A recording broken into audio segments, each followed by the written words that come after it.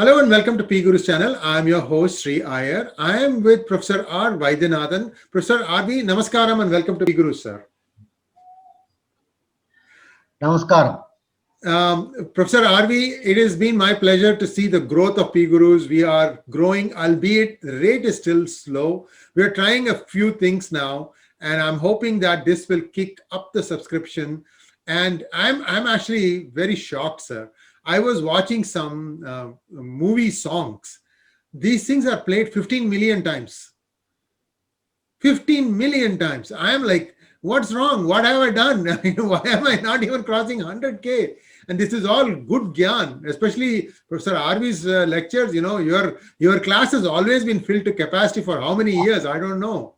And it's a privilege and an honor for people to listen to this. They listen to you, sir. I'll leave me outside. I'm just asking one or two questions, but you are the reigning expert.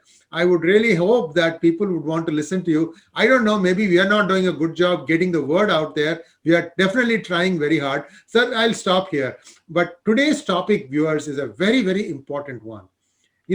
Suddenly, for the nth time, n equal to probably 7, 8, 9, I don't know, I've lost count. One state Congress committee has requested that Rahul Gandhi be made the president. And this is like everybody is like, oh boy, you are going to try this drama one more time. And to understand this mindset, are there no other leaders capable of taking this party forward? Is that the reason why Jyotiraditya Scindia left Madhya Pradesh Congress and joined BJP? I would like to know, Professor Arvi, what are your thoughts, sir? Where is this headed? Is it like we want two parties for a healthy democracy? So why is this not happening in India? Okay, thank you very much, Sri Iyer. The issue is very complicated. At the same time, it's not as complicated as it is made out. It is rather simple also. The Congress is in deep crisis. I think that is recognized by all. Some people say it is an ICU. Some people say it is between ICU and mortuary. Anyhow, but it is still a ruling party in some states like Rajasthan, Punjab, Pondicherry, and in coalition in Maharashtra. It's not to be completely written off or anything, but it has a very major leadership crisis in hand. By all accounts, Sonia was the leader from 1998 to 2019, and she has been, not keeping good health. She herself says, and she wants to give it up. In between, Rahul was the president, and it did not work out well, and he couldn't win many poll election and other things.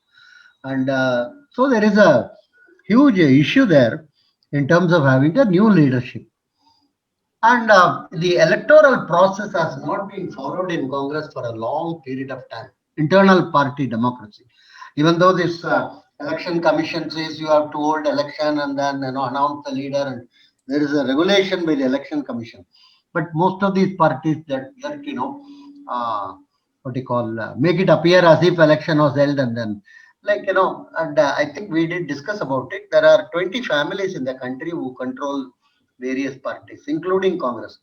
These 20 families are extraordinarily important. We were starting with Farooq Abdullah in Kashmir to M.K. Stalin in the deep south in Tamil Nadu. And we have NCP, we have JDS, we have Lalu Prasad Yadav's party, so many.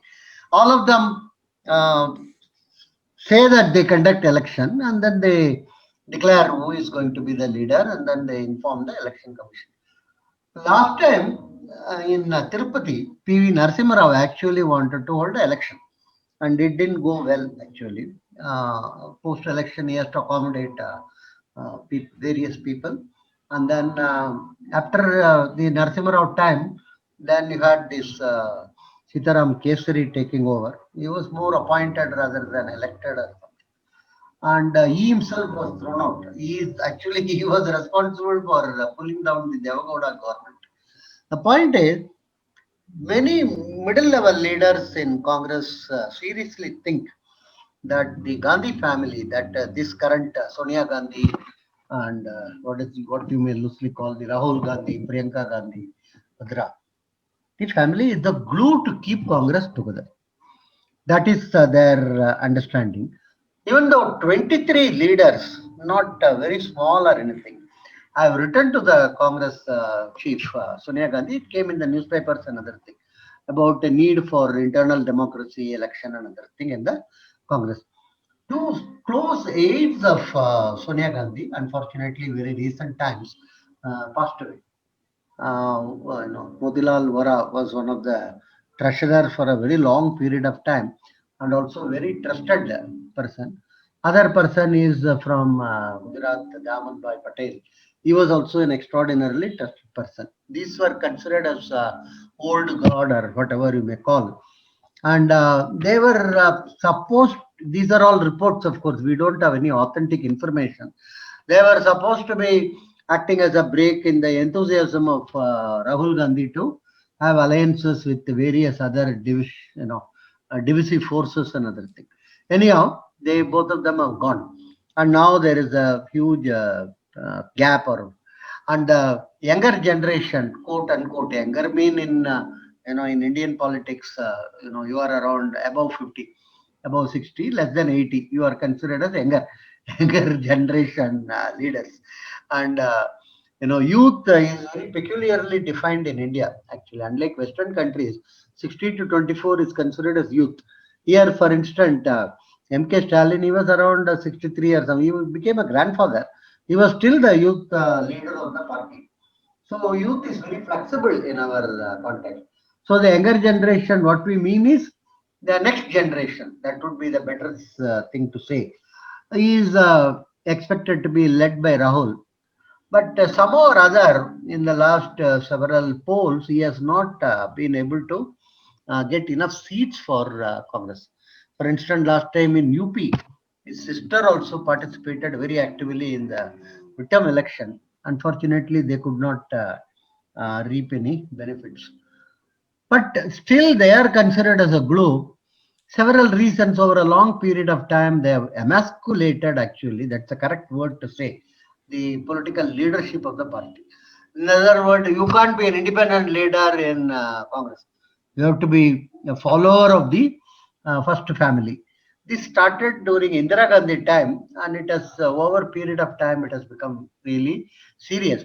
1998, even Sonia Gandhi took over in a very unsavory type of situation. It was told that Sitaram Kesari was locked up in a restroom, toilet, and then it was announced that Sonia is the president of the Congress. And there, whenever there is a non-party, non-family person heading the party, it has not gone out well with the family. For instance, post P.V. Narasimha Rao's demise, they did not even allow his body to be brought into the AICC headquarters.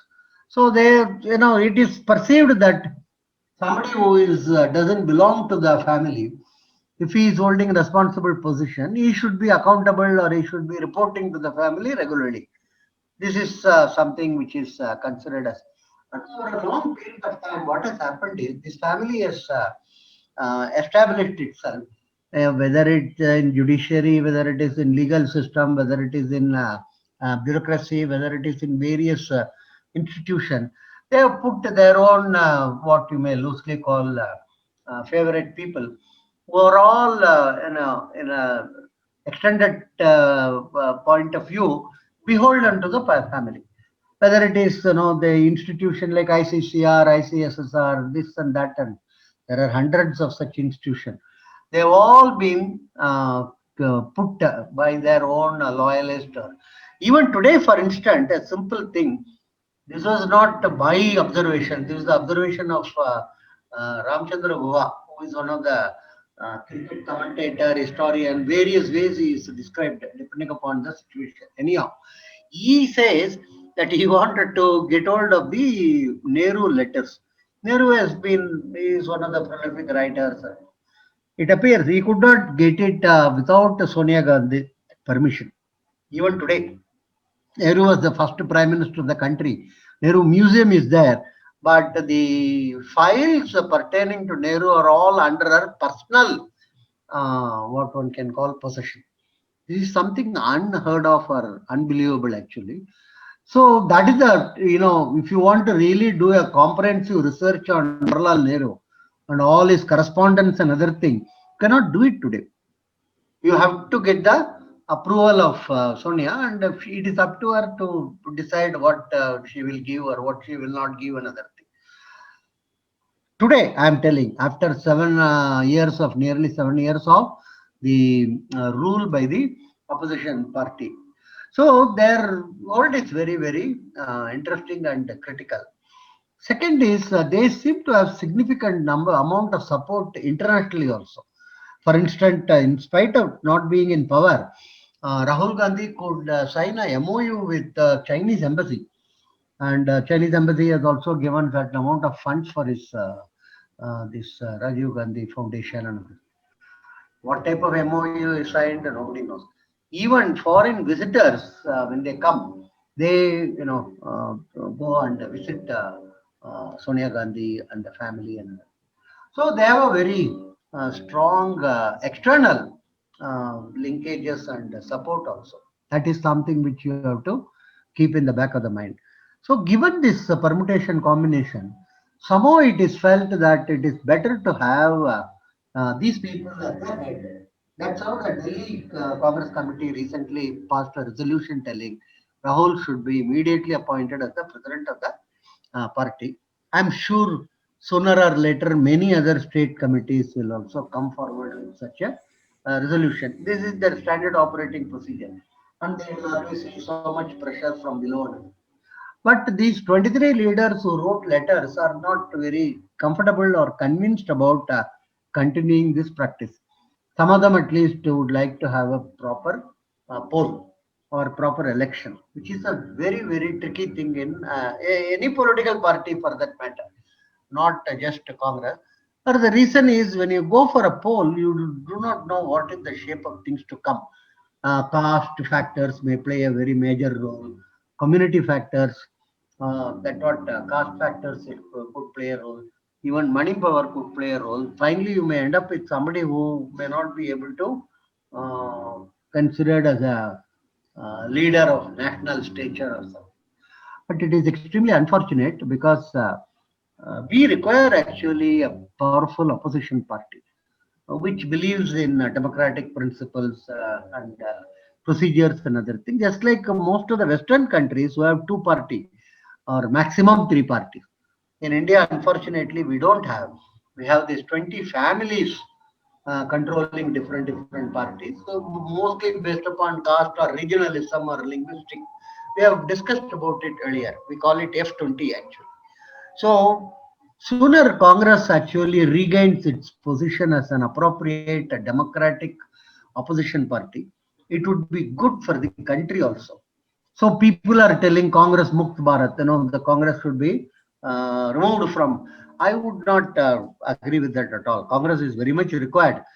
You may say the family Mukt Congress. The family can be removed from the Congress, and others can. It's a very old party, 130 plus years of experience, and it has a tradition, it has an history, and it is one of the pan-Indian parties. Even today in many villages, there are some people who are Congress supporters actually, and it is expected to have a pan-Indian approach towards things.